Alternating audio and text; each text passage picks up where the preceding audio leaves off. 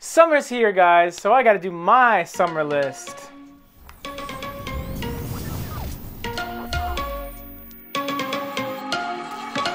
I stopped doing top fives, but I didn't stop doing lists. Summer fragrances should be fresh, uplifting, and they should work very well in the warm weather. You want to stand out, but you don't want to weird people out. So there is a happy medium of finding something that's likable, but still unique. I got 10 men's fragrances here that I'm going to reach for this summer, and maybe you will too.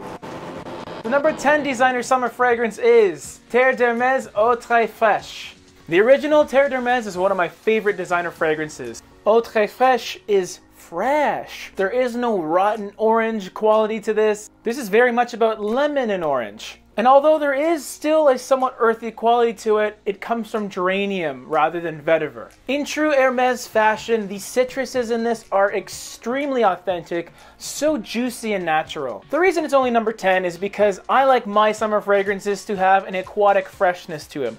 And this is very much about the citrus, but it's not a bad thing because it's well done. Number 10, Eau Très Fraîche. At number 9, we got my boy, Lomo Team by Yves Saint Laurent. I'm not shy in saying that this is one of my favorite fragrances there is. Lomo Team's fresh ginger mixed with rose, and it's deepened by its eau de parfum concentration, so the performance is a lot better than the OG. The biggest selling feature of this fragrance to me is its versatility. I wear this in the cold, I wear it in the warm weather, casually, formal, indoors, outdoors. Why is it number 9, you ask?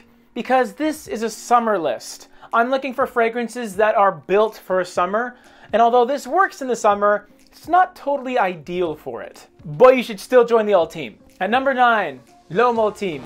My number 8 summer fragrance is X Batch by Parfums Vintage. When this fragrance was released, I gave it a bad review. I gave it a bad review based on its evaluation. There was only a 50 ml bottle available, and for the price tag, you'd be better off at getting one of the other ambroxan-based fragrances, and there's a lot. Nowadays, the 100 ml bottle is available, and for those of you who loved Pineapple Vintage and Pineapple Vintage Noir, like I did, and like my girlfriend did, X Batch gives you an even fresher alternative. It's still not the cheapest basic ambroxan-based fragrance, but it performs well enough, and it's different enough to justify getting. It's also one of my girlfriend's favorites. At number 8, X Batch. Number 7, speaking of Sauvage-like fragrances, Aqua Atlantique by Bulgari. This fragrance has similarities to Dior Sauvage. However, instead of the Sauvage pepperiness, this brings in Bulgari Aqua per Ohm's salt water accord. It's sea salty, which is a little more friendly for the really warm weather. Fresh fragrances tend to sweeten up a little bit, and the sweet and salty combination is a great balance. The performance is also incredible with this guy. This is one of the best performing fresh fragrances I've ever tried. I got about 4 hours of projection and 11 hours of longevity. It's very, very strong. The reason it's only number 7 is because it's not for everybody, which is funny to say because of how mass appealing it is. The little Bulgari Aqua touch may not be for everybody, but that's more so going for the wearer. The people around you are most definitely gonna like it because it's a massive compliment getter. Aqua Atlantique at number 7, dudes.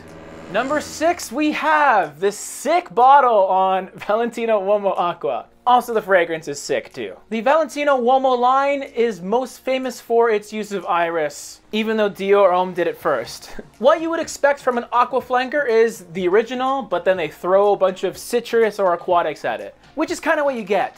But what you didn't expect is the use of tomato leaf, or just tomato as one of the listed notes. Tomato leaf is an interesting green quality because it has a lot of freshness to it. It's really evocative of a red, ripe tomato that was soaked in fresh, cold water. It doesn't smell like marinara, doesn't smell like ragu. It has a beautiful, unique freshness that complements the iris so perfectly. The floral combination does give it a slightly powdery feel, but overall, I feel that just adds to its classiness. It's only number 6 because the performance is lacking. There's a reason they made this 125 ml rather than 100, because you'll probably have to use 25% more at least than your standard fragrance. Number 6, Lomo Aqua.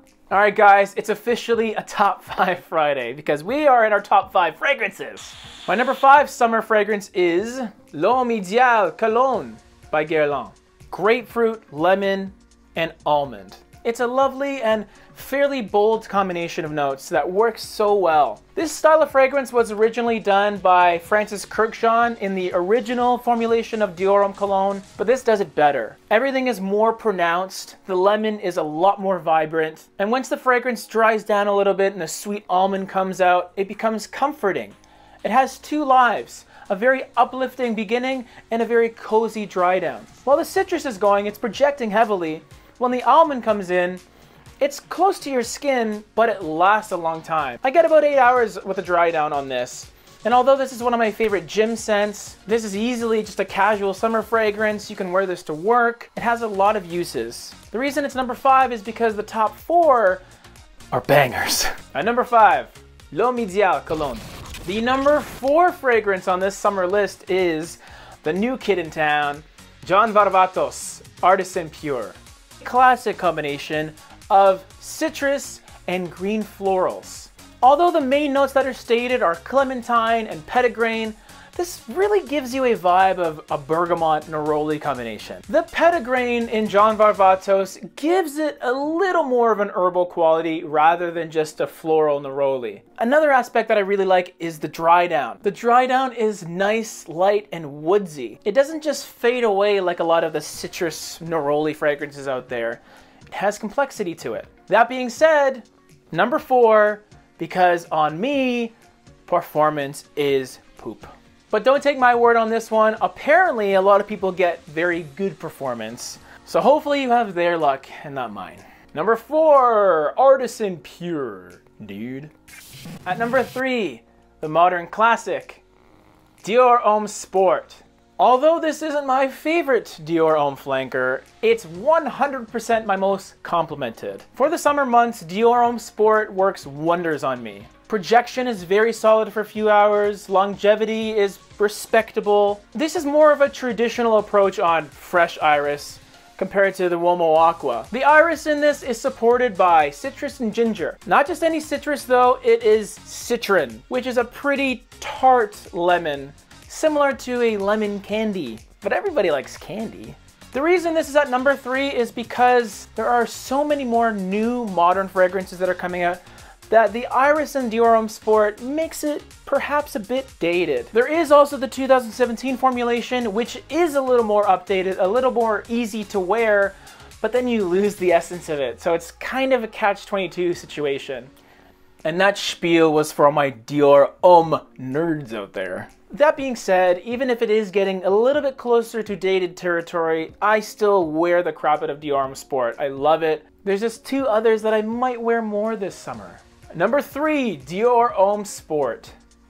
Number 2, this is a surprise, Le Meilleur d'Essai by Issey Miyake. Last time I checked, this had a 3 out of 5. People are saying that this is just generic. While not the most creative fragrance on the market, it is very, very well executed. The best way I can describe this to you is Aqua Atlantique, but a freshwater alternative rather than saltwater. Issey Miyake conceptualized a day in the pool and put it in a bottle. This is an aquatic fragrance through and through.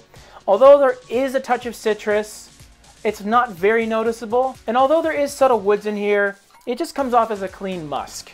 Similarly to Aqua Atlantique, this thing performs. It performs very, very well. And the reason that I'm rating it a lot higher is because of that universal likability factor. This doesn't have the polarity that Aqua Atlantique has. Anyone can wear this. And I mean anyone. Even the ladies. If you're still looking for a signature summer scent, dat alliteration, Le Meilleur d'Essai is a solid candidate. Very hard to dislike, very fresh and aquatic, and my number 2 pick on this list. My number 1 summer designer fragrance is none other than Acqua di Gio Essenza by Giorgio Armani. While Acqua di Gio Profumo is sometimes hit or miss for me, Essenza is a home run, especially in regards to the summer months. The current formulation of Acqua di Gio is very boring, watered down, basically a useless fragrance. While Essenza has everything heightened. Because it's stronger, all the individual notes will be more prominent, giving a lot more depth to this aquatic citrus fragrance. There's also a peppery masculinity to it that the original doesn't have. And it kills it in the summer, which Profumo doesn't do. You could say Acqua di Gio, wow, so played out. Literally the best-selling men's fragrance of all time. Essenza gives you something that works even better. It performs better, and it's different enough to differentiate itself. My #1 summer fragrance, guys. Acqua di Gio Essenza. My taste in fragrances is a pretty wide range. But with summer fragrances, I tend to think a little more simplistically. A little bit of avant-garde, but still mass appealing. And that's really what I like to go for. But that's just what I want to go for, guys. That's what I wear. That's what I like. That's my opinion. And guess what? You can get your own.